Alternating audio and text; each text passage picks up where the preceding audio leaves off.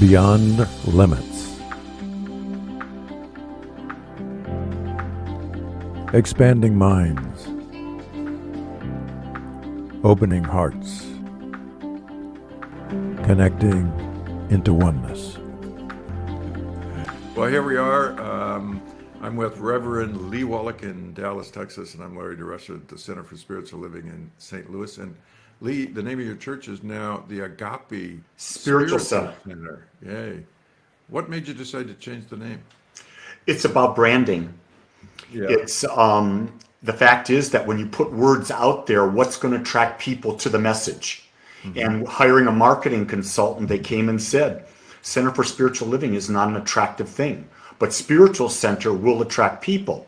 See, if I was looking to just attract people who are part of the Centers for Spiritual Living, that would be a good thing. So we had already had in our name that we had Center Agape Spiritual Center doing business as. We had a DBA already. So it was easy for us to move. So we're actually saying, how can we get our message out where more people will hear it? That's why we're making the change. Gotcha. That's good. I like that. I really think that resonates more with people. I still come back to, we have 100-year-old philosophy based on thousands of year old philosophy and spirituality. And that modernizing something like that is a difficult proposition because every time you do something like that, you lose the origins of what was being said. As I go back and read Ernest Holmes over and over again, I see more and more unfolding in front of me that, now I understand that I didn't before. And I go, now how would I say that today? And so, for example, he says, well, in this book, this thing called life, which I was just reading, he was saying, so if God is troublesome for you as a word, then call it life. If life is troublesome for you as a word, call it potato. I don't care. And the whole point is that this thing called life is so powerful, but you have to know that it's all centered within you. And that's what the whole book is. And now taking that statement and bringing it forward into current time, we'd say consciousness, or, if you have a science bent, you would say the quantum field or the unified field. But I think today, right now, with everything that's happening in this country, tell me what you think about what's taken place in terms of a science of mind perspective to it. I would probably take Ernest Holmes' thing where he talks about the collective consciousness or race consciousness. That's the consciousness of a group of people. I think what's happening now is that's what's being demonstrated. I think it's been hidden.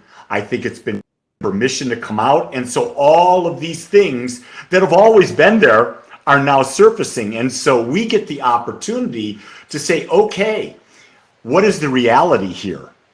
Mm-hmm. And the reality, no matter how you look at it, no matter what the experience is, it's all God. It's all God. And we get to go and say, okay, am I going to go into the human illusion of being disconnected, or am I going to unify myself into the oneness and actually create a mental atmosphere of bringing back peace into my own mind? So let me dissect that for a second, because you talk about it's all God. A lot of people are not going to understand that specifically, because they're going to go, well, how's this evil stuff that's going on God? How is this other stuff that's happening? So how do you speak to those folks that don't understand how we can say it's all God? Well, I go from the standpoint that when I define this thing called God, the thing itself, the quantum field, whatever it is, it's everything. It's infinite. So if it's infinite, that means there's nothing for it to compare itself to. If there's nothing for it to compare itself to, there can be no judgment. If there's no judgment, then there's no good or bad. If God is infinite, God cannot die. If God cannot die, then what we label as horrific is only a human perspective.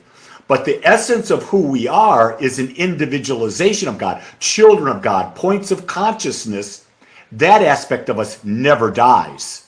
But if we're all God, then the human part of us is God. Yes. And if the human part of us is God and everything is God, all we're doing is talking in circles, are we not? Yes, we are. So it leaves us where?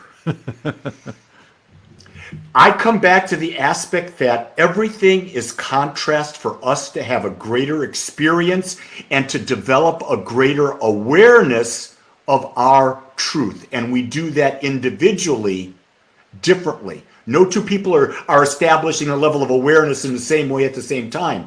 So as we look at what's transpiring in the world right now between COVID, between what's happening in our government in Washington, D.C. and in states around the thing, we all get to look at that contrast and what is our awareness doing? Are we seeing a bigger picture or are we zeroing in really small? I think the smaller we look at it, the more pain, the more anxiety, the more stress we feel. The bigger our picture, we say, oh, the darkness is being revealed so that we can put the light on it. And when we put the light on it, we can heal. That's good. I remember Bucky Fuller used to say that if you're standing on the moon looking at the globe, how many Republicans and Democrats do you see? That's great. Isn't it? That's It's great. like, okay, what's your perspective? As you were just saying, your perspective is too limited. Then what you're really living out of is your own belief system showing up out in the world, your own value systems showing up out in the world. It's very, very hard, and I know from my own experience, to come back to it's me, my belief systems, and all that I have learned in my experiences in life that is simply showing itself out there. And if I just pay attention and get the judgment off of it, I can go, oh, that's my learning experience to prove there's an essence to me that is more than I ever believed there was. So with these limited beliefs that I have to keep challenging these beliefs in order for me to rise beyond the local ego or the localized ego in its sense. And there's such a small percentage of the world that is actually doing any of that kind of thing right now. And you brought up a word, you said judgment, when I can get out of my judgment. That is critical to all this because that's what takes us so deeply into the condition instead of being the observer role. Mm-hmm. And in human form with ego, you can't stay out of judgment. It's going to come back in no matter what you do. But if you're feeling bad, if the people listening, if you're feeling bad, know that that's your judgment. Mm-hmm. Your emotions are telling you where you're putting your focus. And that's the great thing about emotions. They're our guide. They tell us, are we focusing on desire, focusing on what we don't desire? And I try as hard as I can not to get caught up in the drama. Mm-hmm. I do my best. And so people ask me, what do you think about this? I said, there's so much that I don't know. I'm trying to see the full spectrum. I'm trying to see the picture, not from what the media is painting, not from what a politician's painting, but what is the other side of the coin, because what we do know that life is always in balance. Mm-hmm. Yeah, when I think about it, the issue around the human ego is the main stopping point for our own recognition of what's going on. And in the Eastern philosophy, where they talk about, and every religion has its own way of talking about the very same things, it's only because in recent times I've become aware of awareness that I have found that when they talk about the veil is the misunderstanding that awareness itself is the thing that is interpreting or not interpreting. This is difficult in words. It's the thing that's having the experience, if you will. The experience is here, out here. Your reaction to it and everything that's going on is out here. But it always comes back to the only thing that is completely subjective to the objective world. Subjective being my awareness. Everything I can perceive, I'm not. So I'm saying awareness is subjective, and everything else, including my feelings, my sensations, my memories, my associations, objective out there to awareness. Therefore, if I'm force, I'm looking beyond all of those to keep coming back to where is the source of who I am? Because everything out there is really bringing me to that place. Yeah. And that's where the traditional religions in many cases miss, because they're so wrapped up in their ceremonial and ritual things and their old language that it outdates itself and people don't understand it anymore, and they get literal in their interpretation of what it means, and they lose what every great metaphysician and every great saint has said, and that is the essence of who you are is God itself. And Larry, that's difficult for us as humans to get into, to understand when we're in the midst of all the drama. And especially today when we have a media that is bombarding us with stuff and it's slanted stuff. All the different medias have got different perspectives of what's going on. And you go, what's happening here? And you realize through each of these things, it's a piece of illusion. It's a piece of illusion. It's a piece of illusion. And then you got to sort of step back and say, wait a second, what is the truth here? Well, this is objective. This is objective. How do I get my perception out of this so I can see the whole picture? Yeah, isn't it interesting? Because if you were to go back 150 years when we were pretty much an agrarian country, when you were out there, you didn't get information on a by second basis. You got it maybe weekly. Or like when Lincoln was around, it took weeks for the the newspapers to put out what they thought. Now, if somebody had a telegraph in town, they might have gotten it faster than that. But here we are, we get it instantly on all kinds of devices. And we're shattering our own mind because it doesn't know what to do with all of this stuff. And so the frustration, I can only imagine the amount of frustration we have when all the stuff that happens outside is in contrast to what it is we believe. Yeah. What an eruption. Yeah, And Larry. it showed itself in Washington, D.C. just recently. Yeah. And let me take you back. This is something that really blew my mind. And I'm going back to World War II. Mm-hmm. At the beginning of World War II, Nazi Germany invaded Poland. And I'm half Polish, so that was interesting to me. And they just went in and they just wiped them out. They took over. It was a matter of days and Poland was done. And I asked the question, why did they pick Poland? Why did they do that?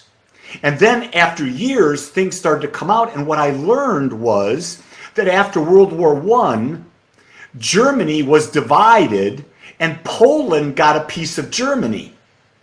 And what was happening to the Germans that Poland was controlling is there was mass genocide going on, the Polish people to the Germans. Mm-hmm. Hitler finds that out and says, well, you're not doing that to my people. So he comes in, wipes them out. And so you say, so there was balance, wasn't there? But you see, it depends on whose perspective you were looking at it through, whether what was right and what was wrong. The Poles were saying, I'm right. The Germans are now saying, I'm right. And then, which side did you choose to balance on? Now, I'm not defending Hitler. Don't get me wrong on that. I'm just saying, right. This is an interesting point of history because, remember, history is always written through the point of view of the winner, other than the Bible. Right. Well, and the other thing is, from point of view, expand the point of view to consciousness. The infinite has no understanding or knowledge or knowing or ever anything about that which is finite. Yeah. In order for it to know anything about the finite, it has to become finite, which no longer means it's infinite. And so in the finite that we are, this is where the confusion comes in. We're in the finite world. We're in the finite universe.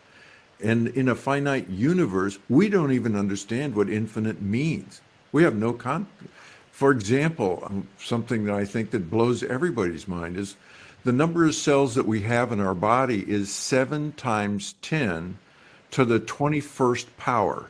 That's the number of cells we have.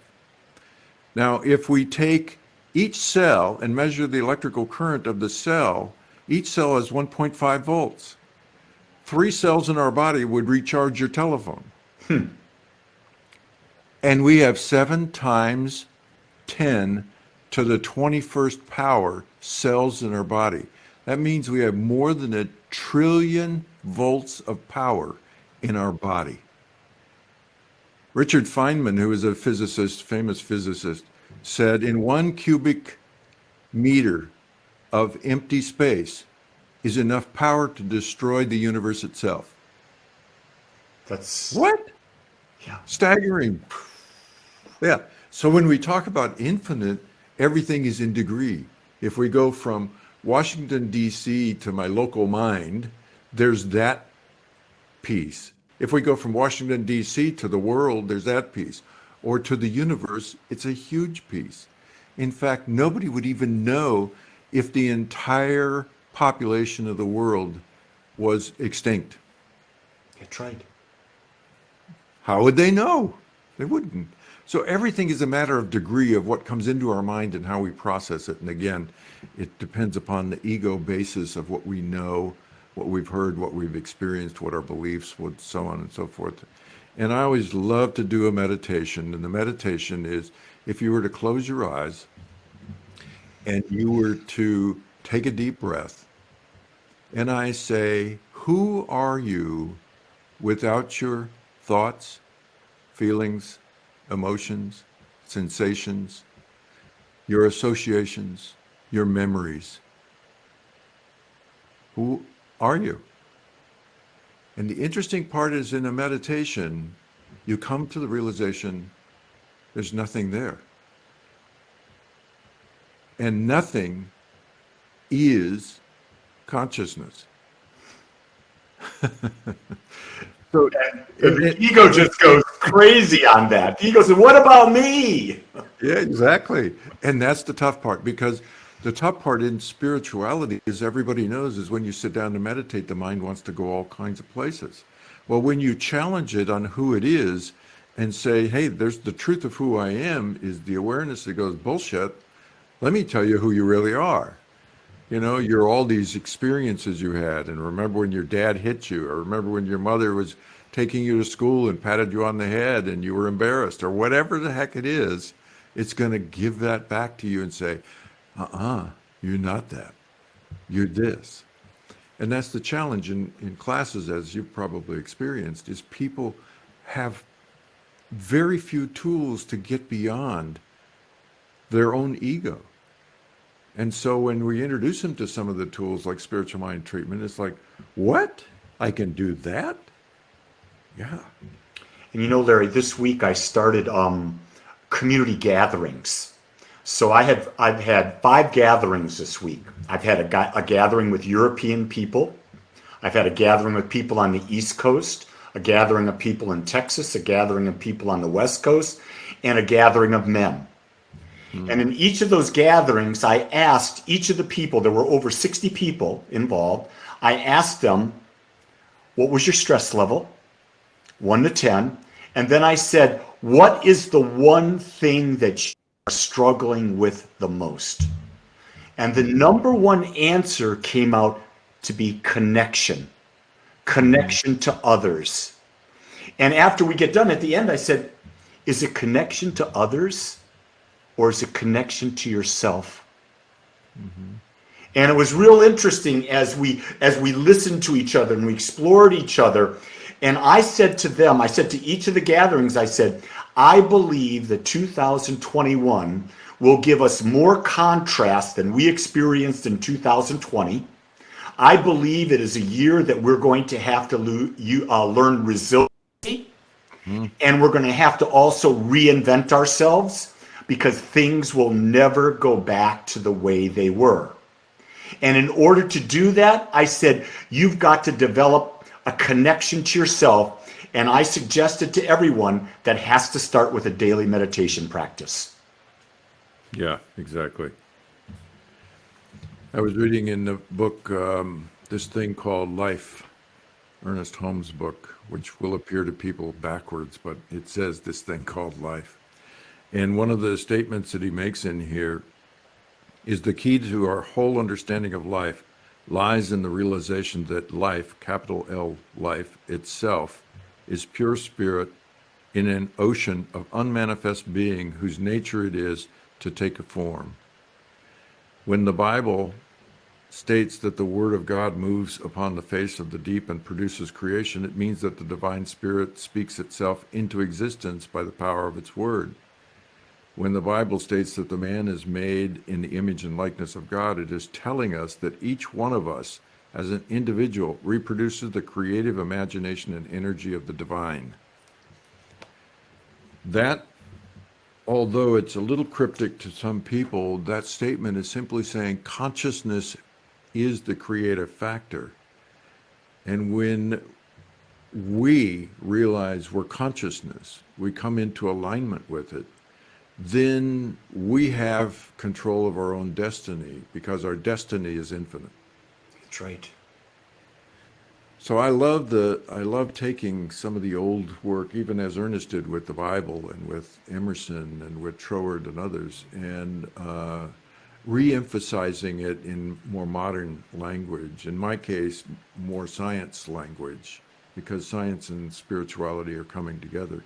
But we need to be able to get the message out more and more that each one of us has the power to find the truth of who we are, and that there are tools to do that. And it doesn't necessarily have to be through long-term meditation.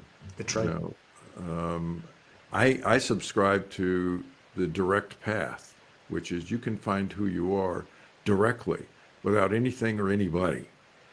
Now, people go, oh, so I don't have to worry about my karma and I don't have to worry about all that other stuff in my mind and think.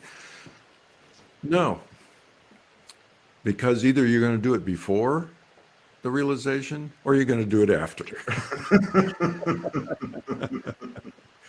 So there's no getting around that part of it. But if I can do it after, where I realize who I truly am, it's a different kind of experience. So Larry, take a moment and really describe for our audience, what do you mean when you do it? What is it before or after? How define that? Defining it is not only being aware, it is awareness is your being. It is awareness. But it's not just as we do, which is I'm aware of the television screen.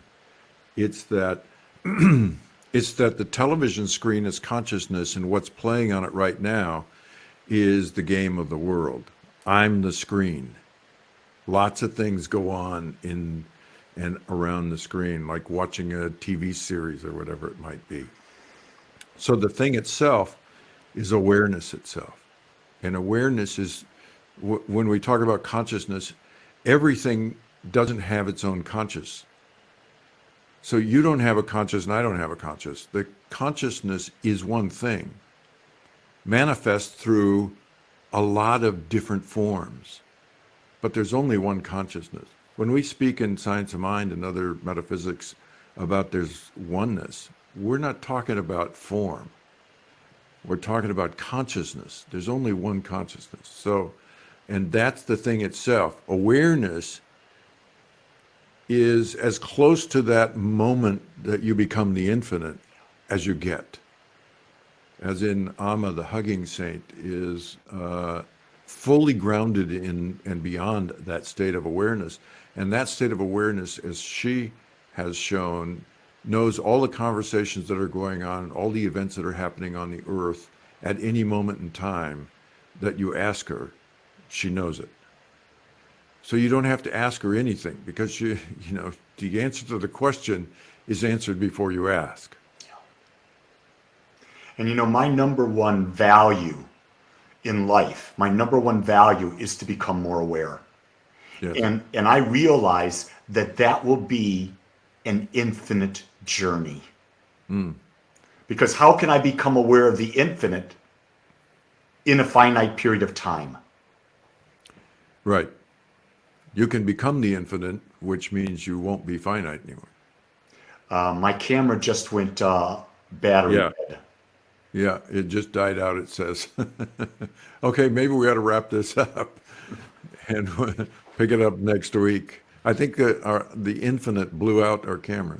It was too much. All right, buddy. I'll catch up with you later. Take care. Take care. Beyond Limits. Join us and ask your questions. Check our website for details on our call-in shows. Check beyondlimitsradio.com. That's beyondlimitsradio.com.